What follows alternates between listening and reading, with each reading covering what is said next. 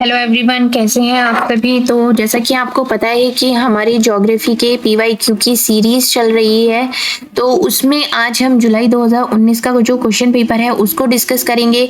इसमें ज्योग्राफी के जितने भी क्वेश्चंस आए हुए हैं हम वो कर रहे हैं। ऐसे ही हमने पॉलिटी के करे थे और ऐसे ही अब हम हिस्ट्री के करेंगे।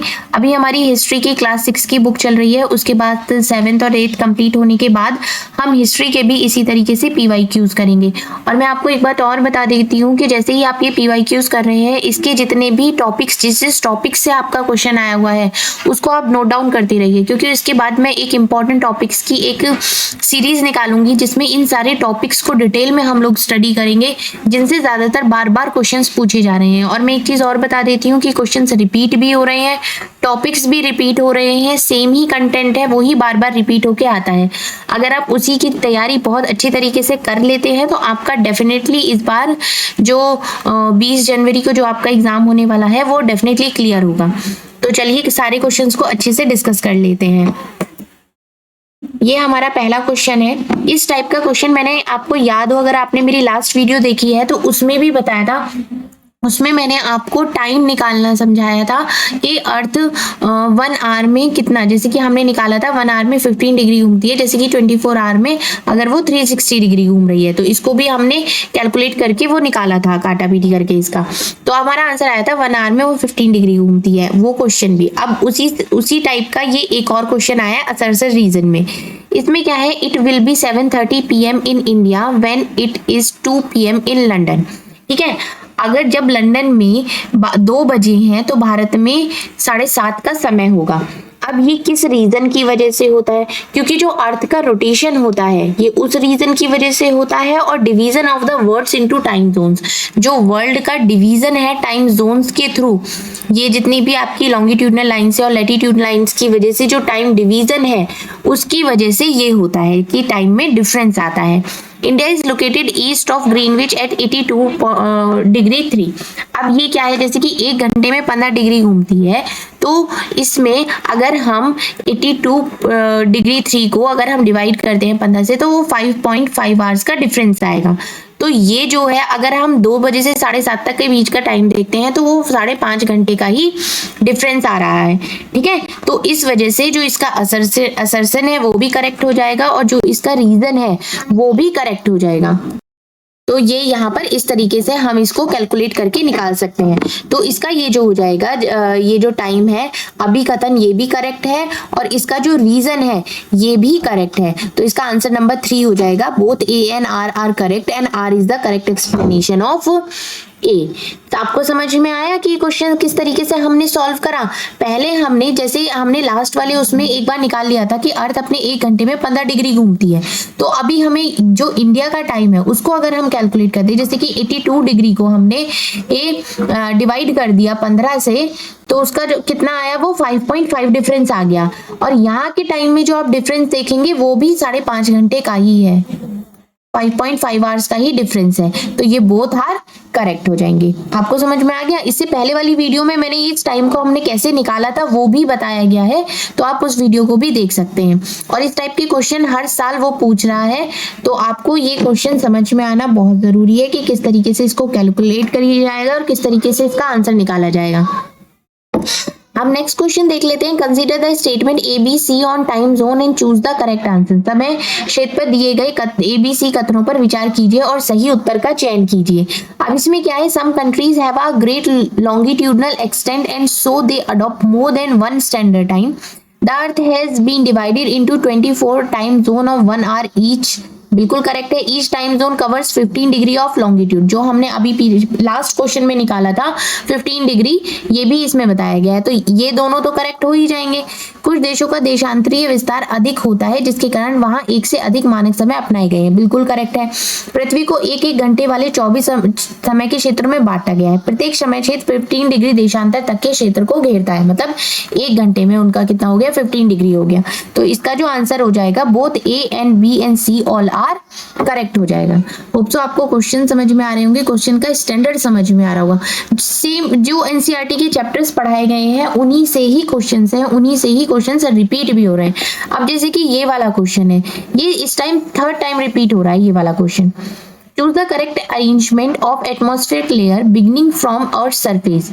इसमें इन्होंने इसको सीक्वेंस में लगाने के लिए पूछ लिया। उससे पहले वाले दो क्वेश्चन में, उनमें तो दोनों में बिल्कुल ही सेम क्वेश्चन रिपीट हुआ था।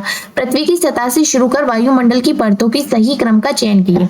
अगर आपको ये सारी परत पता है, 5 परतें हैं, अगर इनका आपको सीक्वेंस पता है तो आप 2 मिनट में लगा देंगे। तो इसमें पहले आएगा शोभ मंडल, समताप मंडल, मध्य मंडल, वायुमंडल, बहिर्मंडल, troposphere, stratosphere, mesosphere, thermosphere and exosphere. ये इसका पूरा सीक्वेंस हो गया है।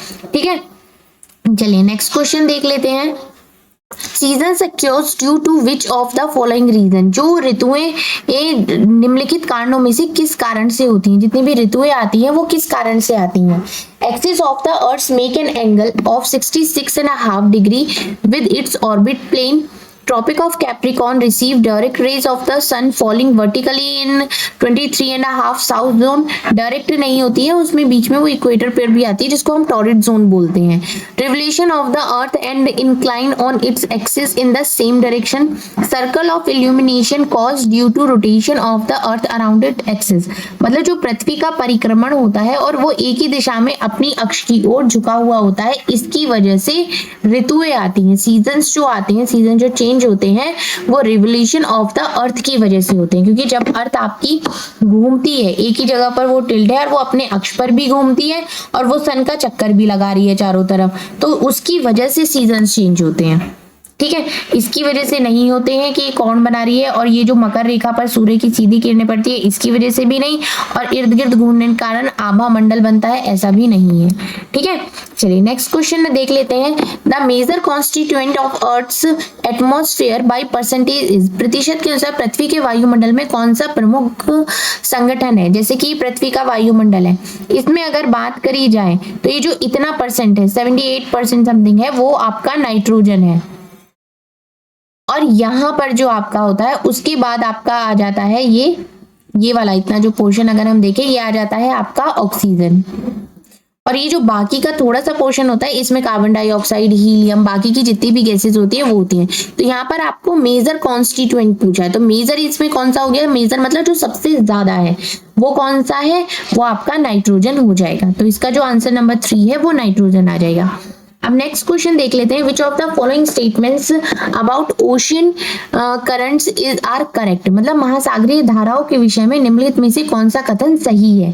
ठंडी धाराएं ध्रुवीय अथवा उच्च अक्षांशों से जल को उष्णकटिबंधीय अथवा निम्न अक्षांशों की ओर ले जाती है। लेब्राडोर एक गर्म धारा है। जिस स्थान पर गर्म और ठंडी धाराएं मिलती हैं वह स्थान विश्व का सर्वोत्तम मत्स्य क्षेत्र माना जाता है।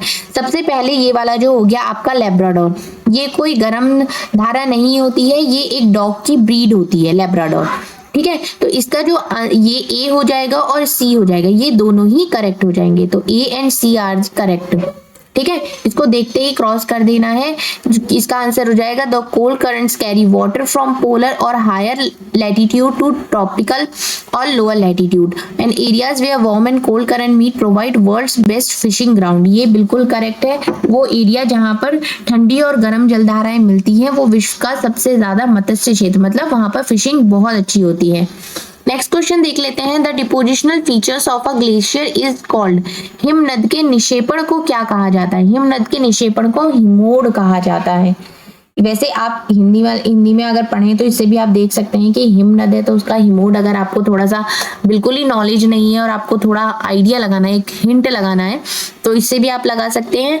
बाकी का ये मोराइनीस का जो हो गया वो आंसर हो जाएगा। अब नेक्स्ट क्वेश्चन देख लेते हैं। Statement A and B describe the features of which of the following vegetation. A और बी निम्नलिखित वनस्पति में से किसकी विशेषताओं का वर्णन करते हैं। अब ये वनस्पति की विशेषताएं हैं जिसमें जो बहुत सारे वन है उनकी अलग अलग विशेषताएं होती हैं। This vegetation is found in the higher latitude 50 से 70 डिग्री ऑफ नॉर्थर्न हेमिस्फीयर में। वनस्पति उत्तरी गोलार्ध के उच्च अक्षांशों में पाई जाती है और इसे टैगा के नाम से भी जाना जाता है। It's called taiga.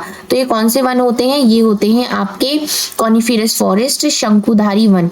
ये इस तरीके से होते हैं, मतलब शंकु निकले होते हैं, मतलब एक तरीके से ये नोक टाइप होते हैं, इस तरीके के ये वन होते हैं।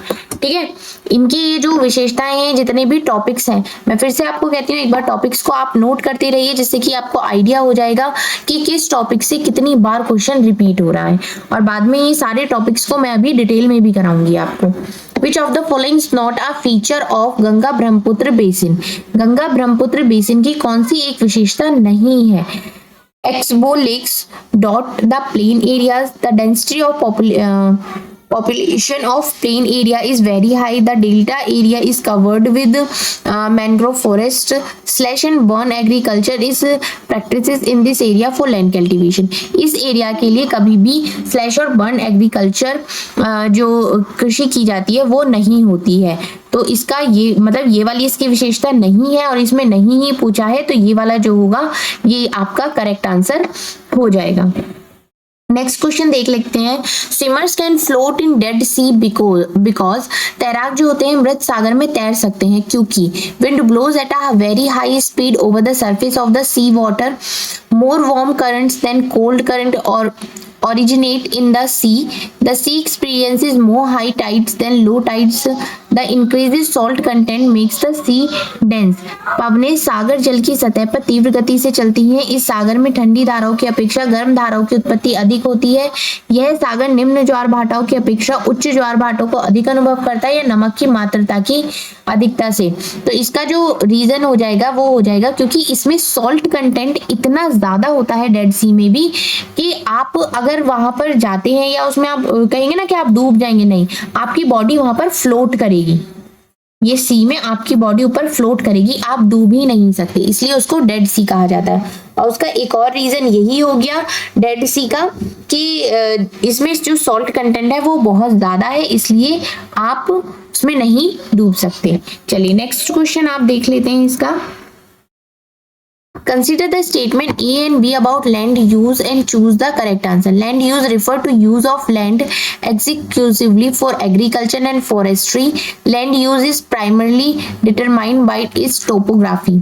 मतलब भूमि उपयोग से आशय भूमि का केवल कृषि और वन के लिए उपयोग है। भूमि उपयोग मुख्यतः अपनी स्थलाकृति के द्वारा निर्धारित होता है। अगर देखा जाए तो ऐसा नहीं है, दोनों ही इसमें आंसर रॉन्ग हो जाएंगे। भूमि उपयोग से आशय भूमि का केवल कृषि और वन के लिए उपयोग है, ऐसा नहीं है। भूमि का उपयोग सिर्फ आप इन दो चीजों के लिए थोड़ी ना करोगे। भूमि का उपयोग तो आप किसी भी चीज के लिए कर सकते हो, कृषि और वन से अलग। तो आप जो भूमि, आप आजकल देखो कितनी सारी बिल्डिंग्स बन रही है, मॉल्स बन रहे हैं, कंस्ट्रक्शन कितना हो रहा है जगह जगह पर, उसके लिए किया जाता है। वाटर स्टोरेज के लिए आप भूमि का यूज कर सकते हो, जिसमें आप रेन वाटर को स्टोर करके रख सकते हो और भी डैम बना सकते हो। तो बहुत सारी और भी चीजें जिनके के लिए आप इनका यूज कर सकते हो। तो ये सिर्फ ये नहीं है कि इन दोनों के लिए यूज होगा, तो ये रॉन्ग हो जाएगा। अब भूमि का उपयोग मुख्यतः स्थलाकृति के द्वारा निर्धारित होता है, मतलब बाय टोपोग्राफी। ऐसा भी नहीं है कि सिर्फ इसी चीज की वजह से ये डिसाइड होगी, तो इसमें ये दोनों रॉन्ग हो जाएंगे, तो इसमें यही इसका आंसर होगा। अब नेक्स्ट क्वेश्चन देख लेते हैं। शटर बेल्ट्स हेल्प इन, रक्षक मेखलाएं मदद करती हैं। ये क्या मदद करती हैं? Checking wind movement to protect soil cover, retaining soil moisture, showing down the flow of water over soil, या preventing gullies and hence further soil loss.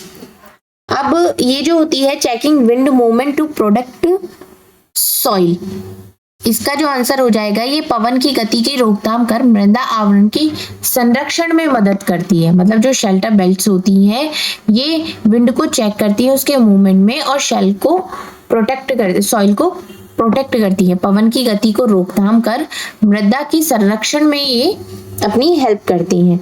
ठीक है, अब जो इसका नेक्स्ट क्वेश्चन आ जाएगा, what determines the thickness of soil profile. जो soil profile की जो थिकनेस होती है, मतलब उसकी जो मोटाई होती है, उसको कौन निर्धारित करता है?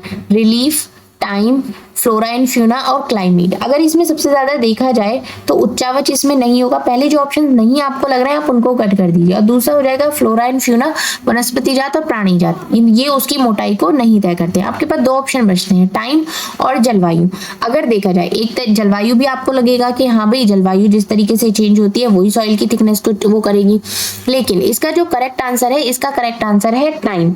अब वो टाइम क्यों है? टाइम जो है वो लेंथ ऑफ द टाइम, मतलब अगर आप किसी मिट्टी में कोई भी चीज उपजाते हैं वो कितना समय लेती है, कितने समय तक फिर आप उसको छोड़ते हैं, वो जो टाइम होता है वो डिसाइड करता है उसकी थिकनेस को। अगर आप उसको जल्दी उसमें चीजें उपजाते रहेंगे तो उसकी जो थिकनेस होगी वो कम हो जाएगी। तो एक टाइम पीरियड जो होता है वो उसका मेन रीजन होता है। ठीक है, तो इसका जो आंसर हो जाएगा वो हो जाएगा आपका टाइम। नेक्स्ट क्वेश्चन देख लेते हैं। On the basis of their distribution resources can be classified as, वितरण के आधार पर, बेसिस ऑफ देयर डिस्ट्रीब्यूशन पूछा गया है, वितरण के आधार पर संसाधनों को वर्गीकृत किया जाता है। कौन से 2 पार्ट्स में दिया, वास्तविक या संसाधन, संभाव्य संसाधन, नवीकरणीय संसाधन और अनवीकरणीय संसाधन, जैव संसाधन और अजैव संसाधन, सर्वव्यापक संसाधन और स्थानिक संसाधन। अगर आप देखेंगे तो सबसे पहले लगाएंगे तो आप यही वाला आंसर लगा देंगे, इसमें नवीकरणीय संसाधन और अनवीकरणीय संसाधन, बल्कि ऐसा नहीं है। अगर हम on the basis of their distribution की बात करते हैं तो उसका जो आंसर हो जाएगा वो ये होगा, सर्वव्यापक संसाधन और स्थानिक संसाधन। अब सर्वव्यापक संसाधन कौन से होते हैं? ये होते हैं that can be found anywhere, that can be found anywhere. ये संसाधन आपको कहीं पर भी मिल जाते हैं, जैसे कि आप एग्जांपल हो गया विंड हो गया, वाटर हो गया, ठीक है। और लोकलाइज रिसोर्सेज कौन से होते हैं, स्थानिक संसाधन कौन से होते हैं? ये found only in certain places. यहां पर लिख लेती हूं मैं, found only in certain places. ये आप अपने नोट्स में नोट भी कर सकते हैं, जैसे कि आपका हो गया आयरन हो गया, ऑयल हो गया, मिनरल्स हो गए आपके, ठीक है। तो ये हो गया। और ये जो डिस्ट्रीब्यूशन है ये आपका ये जो क्लासिफिकेशन है ये आपकी on the basis of their distribution के आधार पर है, ठीक है। चलिए, ये आपको समझ में आ गया होगा, क्लियर हो गया होगा। तो ये सारे आपके क्वेश्चंस थे ज्योग्राफी के आपके। मिलते हैं आपकी नेक्स्ट वीडियो।